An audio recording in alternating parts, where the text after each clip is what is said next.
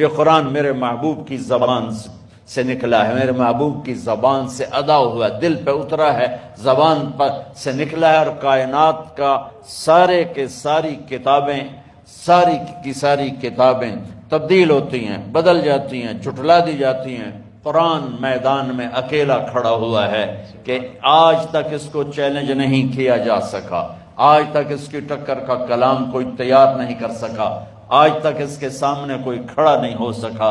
اس میں جو ہے ذالک الکتاب لا ریب فیہ، یہ دعویٰ پوری دنیا میں کوئی مصنف نہیں کرتا کہ میری کتاب میں کوئی شک نہیں۔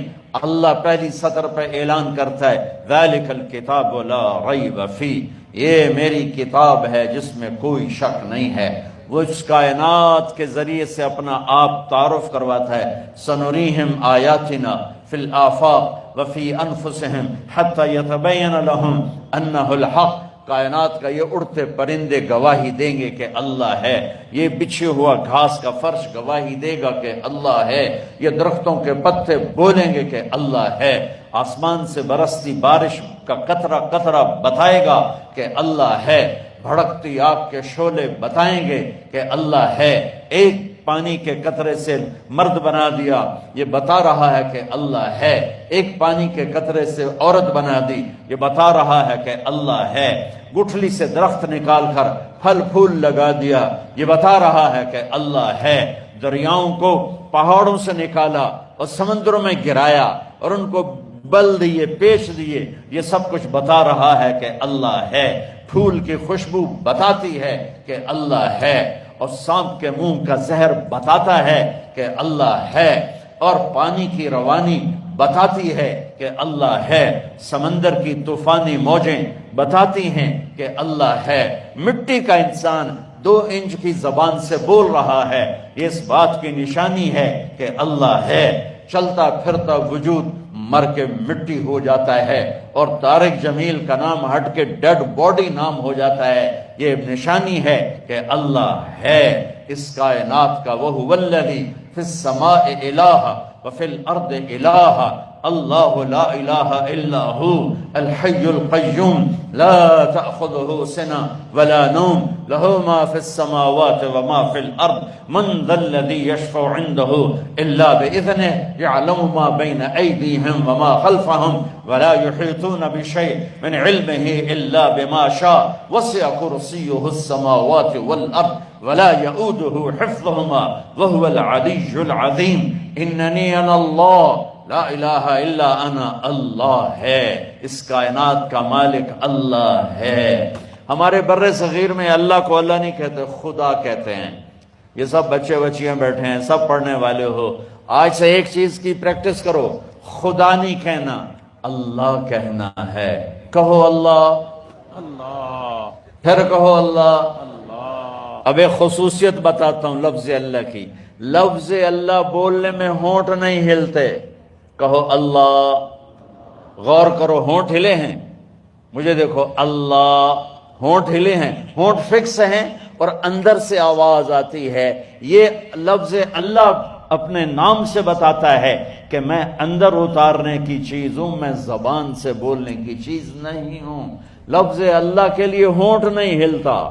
یہ بات علامت ہے کہ اللہ کو دل میں لے، اللہ کو دل میں لے۔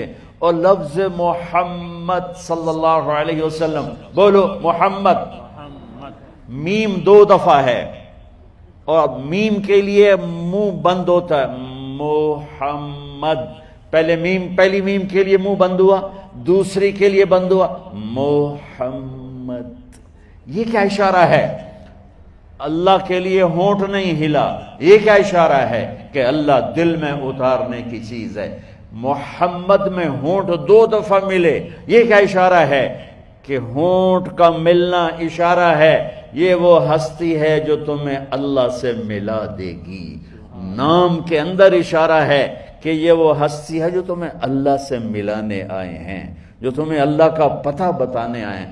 ساری دنیا تم نے کھوج ڈالی اور اللہ کو نہ جانا تو اللہ کی قسم ناکام عورت ہے، ناکام مرد ہے، اور اللہ کو پا لیا اور کچھ نہ پایا۔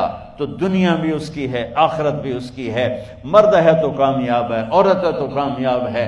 اللہ کو پا لینا ہی دنیا اور آخرت کی کامیابی ہے، اور اللہ کو کھو دینا ہی دنیا اور آخرت کی ہلاکت اور بربادی ہے۔ فلسفہ کربلا یہی ہے۔ حسین نے اللہ کو پایا اور ساری نسل ذبح کروا دی۔ آج تک ان کے لیے آنسو بہ رہے ہیں، ان کے لیے دل دکھ رہے ہیں، ان کے جھنڈے بلند کیے جا رہے ہیں۔ یزید اور شمر نے اللہ کو کھو دیا اور حکومت پا لی، حکومت لے لی، لیکن اللہ کو کھویا، آخرت کو کھویا۔ کوئی آدمی اپنے بیٹے کا نام یزید اور شمر رکھنے کو تیار نہیں۔ ان کے جھنڈے لہرائے، حسین کا جھنڈا سر نگوں ہوا، ان کے گردنیں تکبر سے اکڑی، حسین کی گردن کٹ کے نیزے پہ چڑھ گئی، ان کی نسل محفوظ رہی۔ حسین کی نسل ذبح ہو کے 2 سال کا بچہ عبداللہ بھی نیزے پہ چڑھ گیا، لیکن ایک نے اللہ کو پایا۔ اس کے لیے دلوں کی دھڑکنیں، آنکھ کے آنسو، سینے کے جذبات آج تک معجزن ہیں۔ ایک نے اللہ کو گم کیا، کھو دیا، چند دنوں کی حکومت کی خاطر اس کے لیے نفرت، اس کے لیے بغض، اس کے لیے غیظ و غضب کے جذبات آج تک ابلتے ہیں۔ میرے عزیزو، آپ میرا قیمتی سرمایہ میرے سامنے بیٹھے ہو، اللہ کے واسطے اپنی منزل طے کرو، اپنی منزل طے کرو۔ تمہاری منزل یہ نہیں ہے کہ ڈگری مل جائے اور جاب مل جائے، یہ بہت چھوٹے درجے کی چیز ہے۔ میری، تمہارے وی سی صاحب کی، تم بچیوں کی، بچوں کی ایک ہی منزل ہے کہ یا اللہ تو راضی ہو جا۔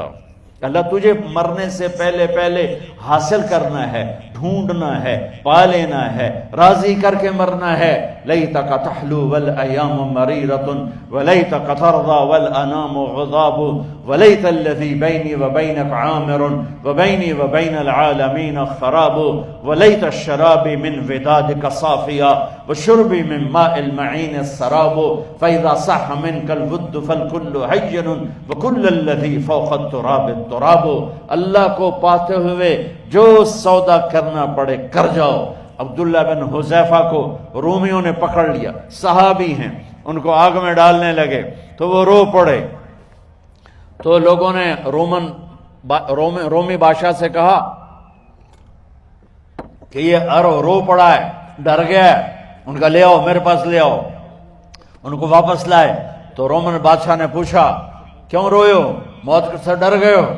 کہنے لگے موت تو ہمارے لیے سب سے بڑا تحفہ ہوتا ہے، میں اپنی بے بسی پہ رویا ہوں۔ کہ کیا بے بسی ہے؟ کہ بے بسی یہ ہے کہ ایک جان ہے آگ میں گرتے ہی جل کے راکھ ہو جائے گی، کاش میرے جسم پر جتنے بال ہیں اتنی میری پاس جانیں ہوتی اور میں ایک ایک جان کو اللہ کے نام پہ قربان کرتا۔ آج مرنے کا مزہ نہیں آ رہا، اس پہ رویا ہوں۔ تو بادشاہ اتنا حیران ہوا، انہوں نے کہا تو میرا ماتھا چوم دے اور میں تمہیں آزاد کرتا ہوں۔ تو اس کا ماتھا چوما، انہوں نے چھوڑ